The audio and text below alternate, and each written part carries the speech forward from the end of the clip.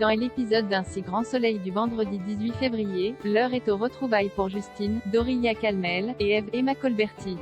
Les deux amies ne se sont pas vues depuis un moment et Justine assure ne pas vouloir s'éloigner d'Eve ainsi. Mais cette rencontre dissimule également des intentions cachées. Lorsque Justine lui apprend qu'elle se lance dans un ambitieux projet avec Alix, Nadia Fossier, et Virgile, Fred Bianconi, Eve comprend mieux les raisons de cette invitation. La femme d'affaires souhaiterait en effet savoir si Virgile est fiable en affaires. Eve la rassure donc sur ce point. Mais piquée par la curiosité, celle-ci questionne Justine sur ce fameux projet. Elle a du mal à imaginer Virgile s'investir dans un club libertin. Justine en profite également pour souligner qu'Alix est intéressée par Virgile. De quoi rendre un brin jalouse Eve, qui demande à Manu, Moïse Santamaria, d'enquêter sur cette Alix, une requête que lui avait déjà faite Virgile. Alors que le trio fête l'obtention de leur local, Manu appelle Virgile et lui conseille de se méfier d'Alix. Une mise en garde qu'il ne prend pas au sérieux, préférant plutôt partager un moment intime avec son associé. Malgré ses menaces de mort à l'encontre de David, Quentin Gracias, Simon accepte finalement de se rendre. La police s'arrête donc et récupère le sac d'argent, allégé de quelques milliers d'euros que David a utilisé pour payer ses dettes, comme il le leur explique. Ce dernier annonce la bonne nouvelle à Mo, Frédéric Kamatari, qui la partage à Henrik, Julien Masdoua, qui ne comprend pas pourquoi sa chérie a traversé cette épreuve toute seule, sans lui en parler. Pour Mo, cela est significatif de la fin de leur idylle.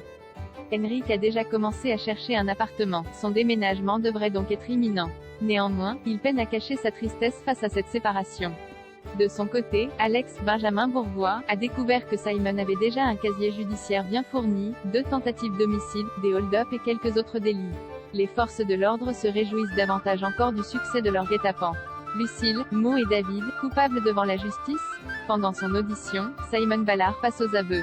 Il est passé voir Jérôme il y a quelque temps mais son cousin était furieux contre lui. En cause, le fait qu'il n'était pas venu le soir alors que l'hôpital l'avait prévenu de son état de santé. Pas dupe, Jérôme savait pertinemment que son cousin avait fait le déplacement parce que seul son argent l'intéresse. Mais c'était déjà trop tard. Il avait tout donné à ces 3 personnes qu'il connaît peu mais qui, eux, lui rendaient visite. De quoi mettre en rogne Simon, qui a exigé de son cousin qu'il lui révèle le nom de ces personnes. Ce que Jérôme a refusé de faire, lui ordonnant de partir et le menaçant avec son pistolet.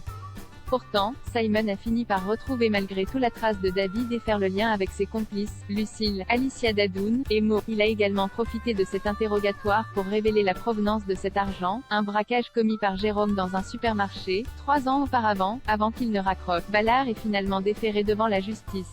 Hakim, Aïssam Medem, lui, est mis hors de cause, puisque c'est grâce à lui qu'ils ont pu boucler cette affaire. En revanche, Clément, Yvon Bach, estime que Lucille, Mo et David sont coupables de recel, mais c'est désormais à la juge de décider de leur sort. Affaire à suivre dans un si grand soleil. Loading widget.